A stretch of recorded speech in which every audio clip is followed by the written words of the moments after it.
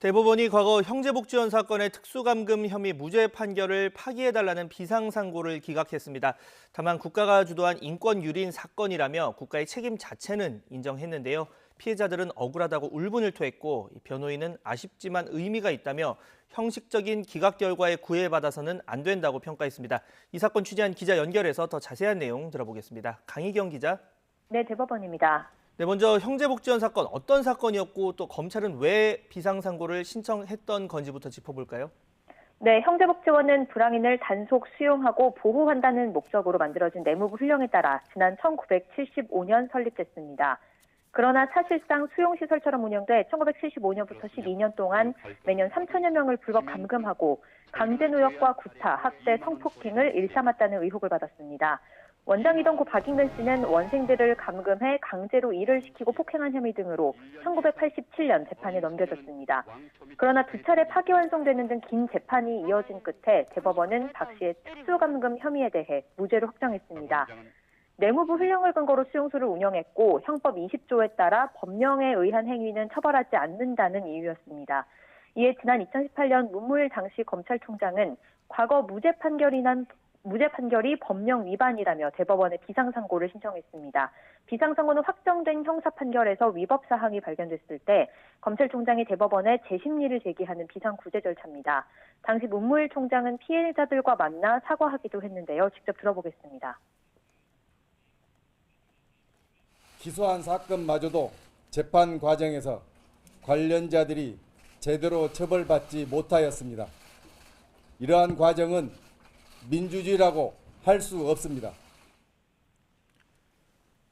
네, 그러니까 말씀대로라면 과거 대표적인 인권 유린 사례였고 이게 대법원에서 비상상고가 기각됐습니다. 사유에 해당하지 않는다는 이유인데 그렇다면 이런 비상상고 어떨 때 적용이 되는 겁니까?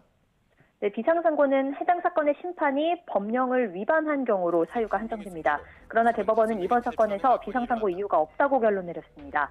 무죄 확정 당시 대법원은 박 씨가 내무부 훈령을 근거로 수용소를 운영했고 법령에 의한 행위는 처벌하지 않는다는 형법 20조에 따라 특수감금죄를 인정하지 않았는데요. 재판부는 이 훈령이 형법 20조를 적용하기 위한 전제 사실 가운데 하나일 뿐이라고 선을 그었습니다. 즉 전제가 된 훈령 자체가 잘못됐다고 해도 이를 근거로 형법 20조를 적용한 것 자체가 법령 위반이라고는 볼 수 없다는 건데요. 이에 따라 비상상고 사유에 해당하지 않는다고 설명했습니다. 형사소송법에서 규정한 비상상고 사유에 해당하는지를 다른 사건과 동일한 기준으로 판단해야 함을 전제로 비상상고를 기각한 판결입니다. 네, 그러면서도 대법원이 국가의 책임은 인정했습니다. 이게 어떤 부분의 책임을 언급한 겁니까? 네, 대법원은 비상상고를 기각하면서도 판결문을 통해 이번 사건이 국가가 주도한 인권 유린 사건이라는 점을 분명히 했습니다. 재판부는 과거 국가 권위주의 체제에서 국가기관 주도로 건전한 도시 질서를 확립한다는 명목으로 대규모의 인권 유린이 오랜 기간에 걸쳐 행해졌다고 질타했습니다. 모든 국민은 인간다운 생활을 할 권리를 가지고 또 국가는 사회복지 증진에 노력할 의무를 지는데도 국가가 형제복지원에서 불황인들을 감금하고 노동력을 착취하도록 묵인 비호했다고 지적했습니다. 특히 이번 사건의 핵심은 단순히 신체 자유가 침해됐다는 점보다 헌법의 최고 가치인 인간의 존엄성이 침해됐다는 점이라고 강조했는데요. 진실 화해를 위한 과거사 정리위원회 등의 진실규명 작업으로 피해자의 아픔이 치유돼 사회 통합이 실현되기를 기대한다고 밝혔습니다. 네, 법정에서는 피해자들도 함께 선고 결과를 지켜봤죠. 허탈, 울분 이런 표현으로는 다소 부족했을 것 같은데 실제 현장에서 어땠습니까? 네, 재판부의 선고 직후 법정 안에선 소란이 일기도 했습니다. 한 피해자가 질문이 있다고 받아달라고 소리치다가 밖으로 끌려나갔고 법정 밖으로 나온 피해자들은 억울하다고 토로하며 울음을 터뜨렸습니다. 직접 들어보겠습니다. 이럴 수가 있습니까? 나랑 한 게 뭡니까? 나랑 한 게 뭡니까? 약자는 이래 당해야 됩니까? 대검찰청은 대표적인 인권 유린 사건에 대해 대법원에서 비상상고 신청이 기각돼 아쉽다고 밝혔고 당시 수사검사였던 김용원 변호사도 대법관들이 유죄를 인정하면 사과를 해야 하는 초유의 사태에 직면하기 때문에 무죄 판단을 유지한 것이라고 질타했습니다. 네, 피해자 측 변호인 아쉽지만 의미 있게 평가할 부분이 있다 이렇게 밝혔는데요. 국가의 책임 자체는 인정을 했으니까 그렇다면 앞으로 피해자들이 피해 구제받을 길이 열렸다 이렇게 봐도 될까요? 네, 피해자들과 함께 대법원을 찾은 박준영 변호사는 대법원이 피해자들의 고통에 공감하고 국가로부터 보상받기를 바란다고 판단한 부분이 의미 있다고 평가했습니다.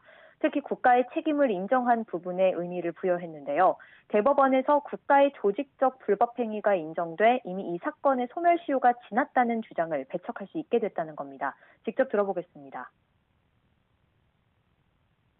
30-40년 된 사건인데 그 사건의 소멸시효가 문제될 수가 있단 말입니다. 근데 오늘 대법원 판결 이유 중에는 국가의 어떤 조직적인 불법 행위로 인정했단 말입니다. 이건 소멸시효가 없는 사건이 된다는 그 의미도 담고 있습니다. 이어 과거사위가 재조사를 할 예정이지만 피해 사실을 입증할 수 있는 사람들을 위해 국가배상 청구 소송을 제기할 필요가 있다고 밝혔는데요. 내무부 훈령 등을 근거로 수용된 사실이 확인된 피해자들을 중심으로 민사소송 움직임도 시작될 것으로 보입니다. 지금까지 대법원에서 YTN 강희경입니다.